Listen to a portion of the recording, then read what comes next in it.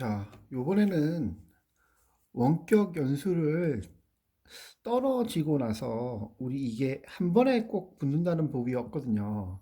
그래서 원격 연수를 떨어지고 나서 이제 우리 마음가짐에 대해서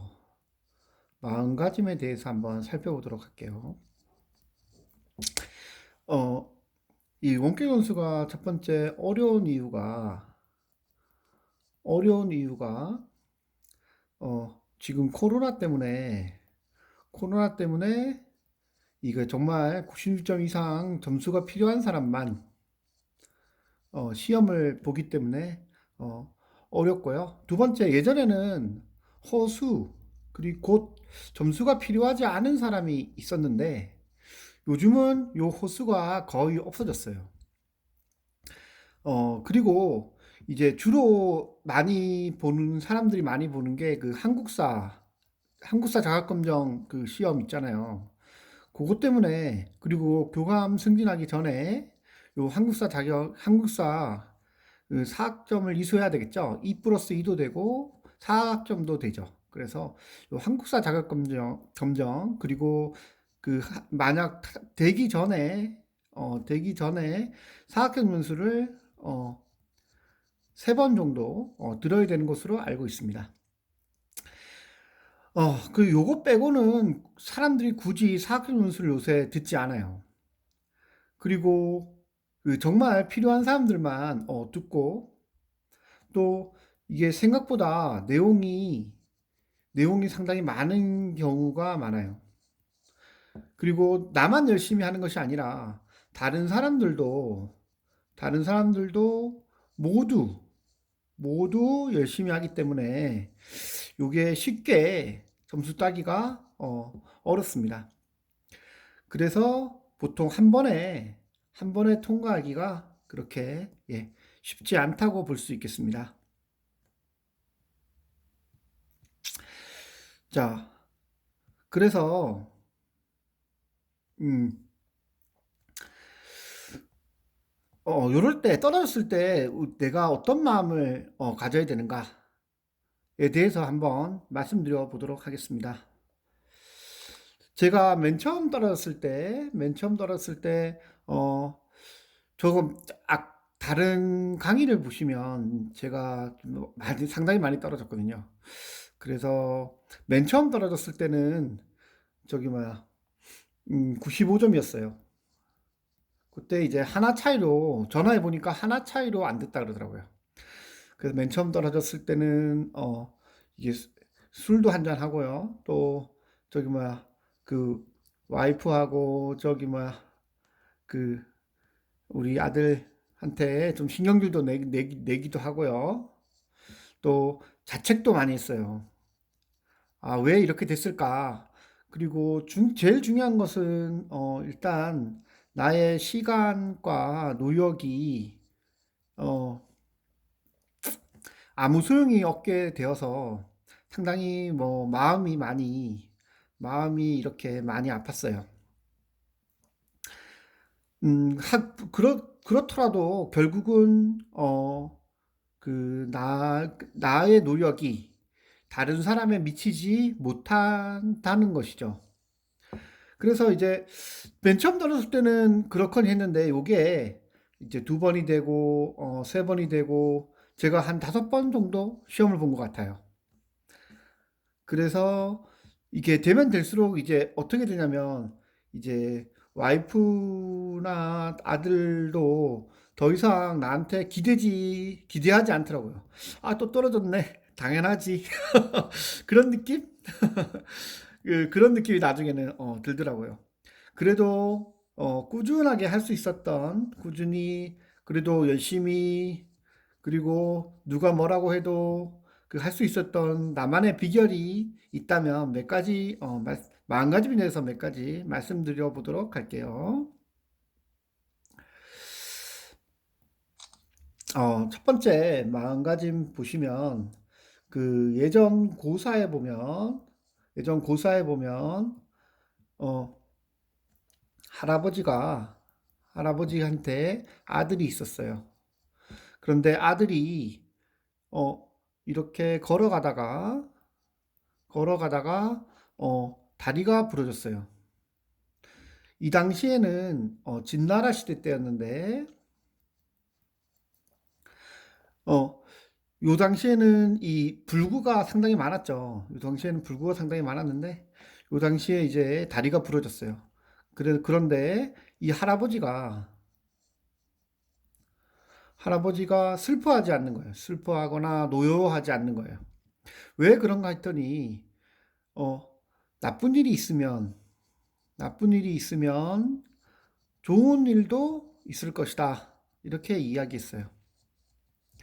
자, 그러고 나서 우리 아들이 다리가 없잖아요. 그러고 나서 진나라에 어, 병력 추출이 있었어요. 병력 추출이 있었는데 이때 아들은 불구라서 불구라서 나가지 않았어요.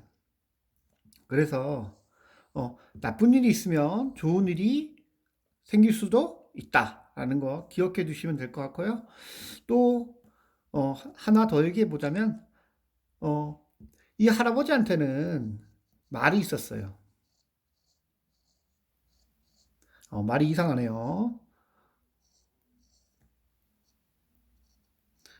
말이 있었어요.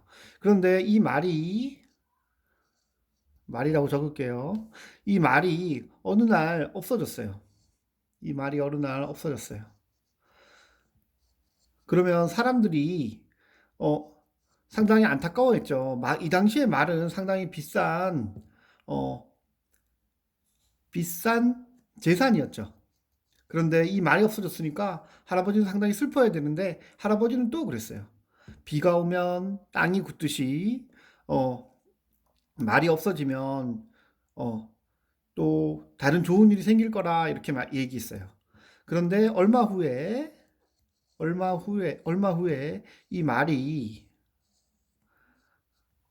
이 말이 다른 말을 데리고 온 거예요. 다른 말을 데리고 온 거예요. 그래서 어, 이 말이 수컷이었거든요. 그래서 앙컷말을 이렇게 데리고 와서 결국 두 마리가 되었어요. 그래서 우리가 항상 안 좋은 일이 있을 때 이것을 잘 견디면 결국 어떻게 된다? 기쁜 일, 또 좋은 일, 또 행복한 일이 다가올 거니까 너무 그렇게 실망하지 않아도 될 것 같습니다. 자, 두 번째 마음가짐 말씀 하나 더 드리도록 할게요. 옛말에 임백기천이라는 말이 있어요. 우리가 음, 우리가 마음이 괴로워하는 이유가 두 가지가 있습니다. 첫 번째 보면 우리 욕심이죠. 어떤 욕심이냐?